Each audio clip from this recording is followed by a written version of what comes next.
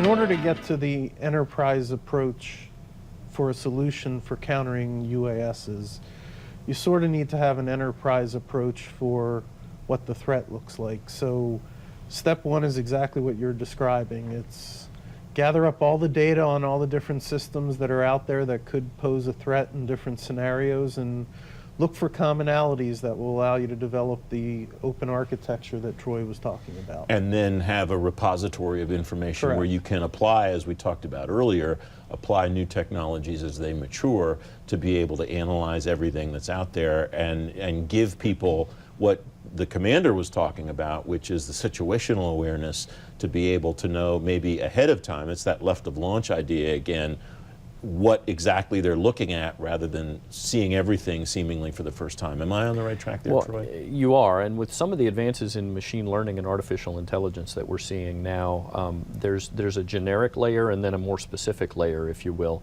I might know the difference between a DJI Phantom and another type of vehicle based on their signatures today. But with machine learning, I can also start to identify trends and techniques that are in the RF spectrum, in the audio spectrum across many of these vehicles. And I might not be, if I hear something brand new, if I see something brand new in the signature spectrum, I may not know exactly what it is, but I can differentiate and understand, well, it seems to be a vehicle of this type, and start to make intelligent decisions about what do we do about it, even if it's something new. Mm-hmm. So the machines can help us expand our understanding of evolving threats as well as identify what's out there now.